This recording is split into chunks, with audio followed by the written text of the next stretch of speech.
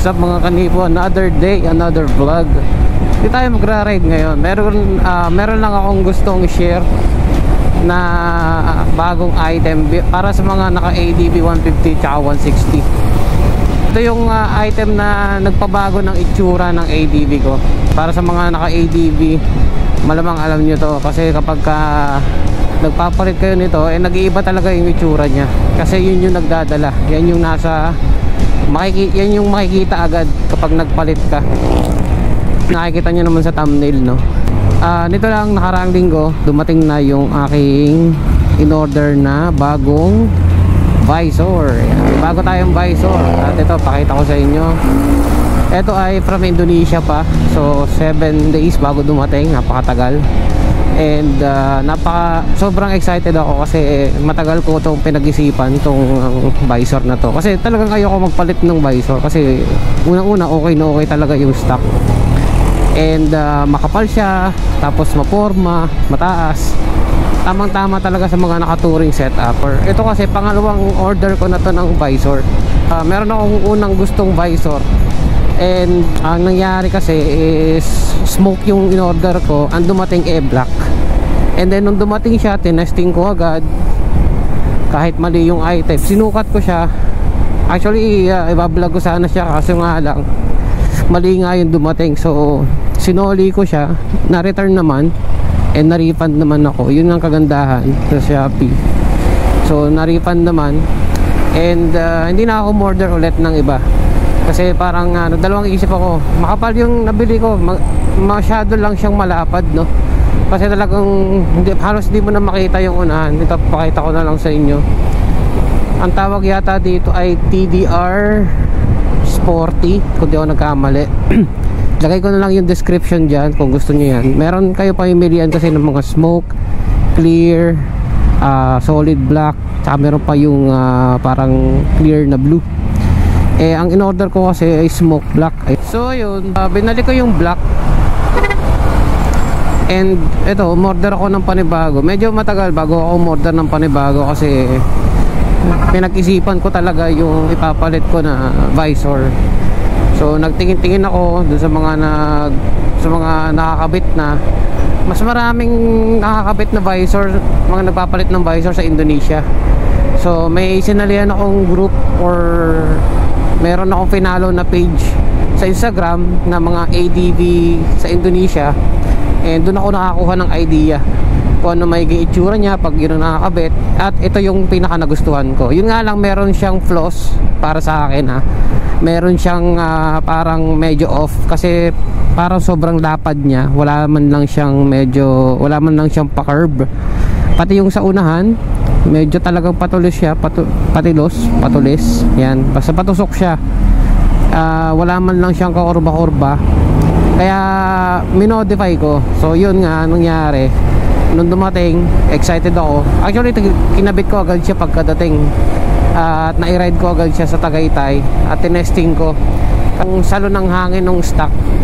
Iba talaga kapag mataas yung windshield mo compare sa mababa. Ang problema ko lang din kasi doon sa stock, since nagpalit ako ng side mirror, tumatama. Alam yan ng mga naka ADV, kasi tumatama yung side mirror kapag nililiko, kapag nakababa yung windshield. Kaya laging nakataas dapat. Minsan kailangan nating ibaba pagka nagta-top speed o kaya magpapabilis. Mas maganda kasi is nakababa yung windshield, no, para hindi sasalo yung hangin. Yun nga, yun ang naging main reason ko kaya rin ako nagpalit ng visor, at minodify ko siya, no. So ang ginawa ko is na hinit gun ko. Meron akong hit gun, and ang inaalala ko kasi na kapag hinit gun ko siya, mamumuti kapag niliko mo. And yung kagandahang palad, hindi siya namuti. At siguro napaka-amateur ng ko, pero para sa akin okay na okay yung naging itsura niya after ko ma-hit gun at maliko yung pinaka tuka niya. Yan, yung pinaka nasa unahan niya.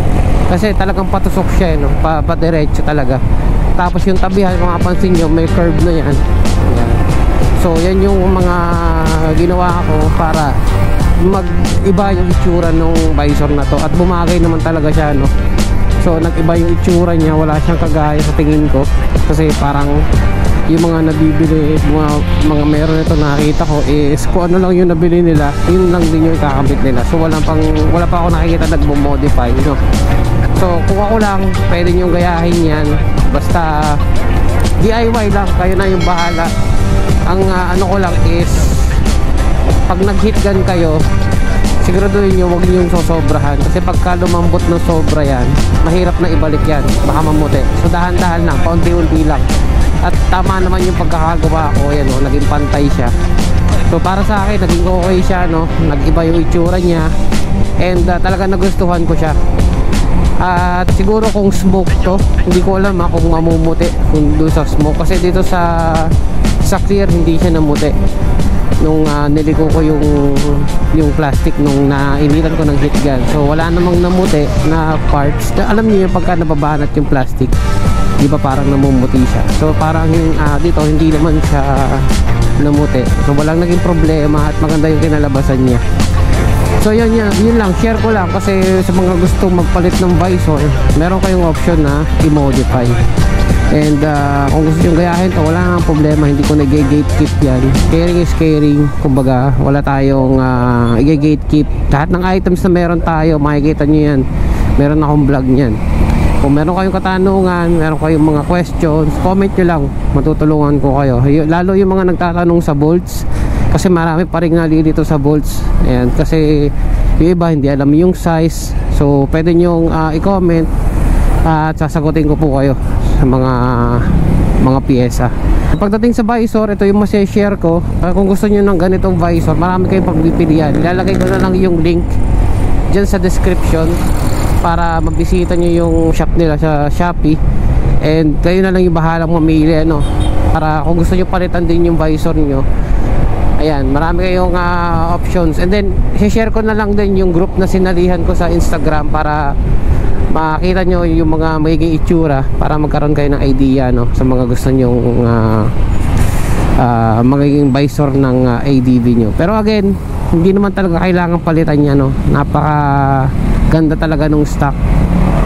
Sa inyo na lang din yan kung gusto nyo magpalit, kasi ako pinag-isipan ko talaga bago ako magpalit. 7 months bago ko napag-isipang palitan yung visor ko, pero matagal ko nang minamataan yung visor na to sa Shopee.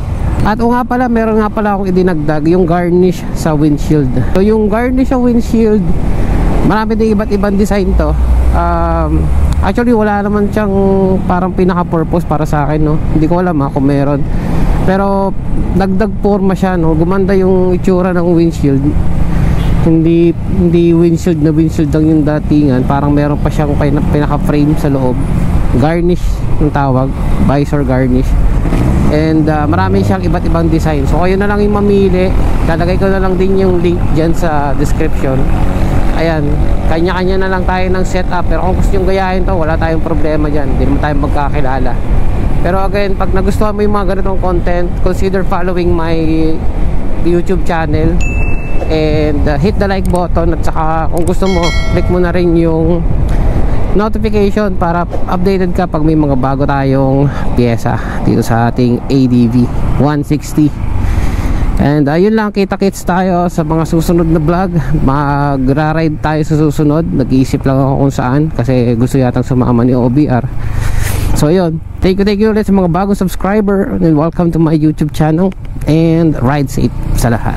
Peace out.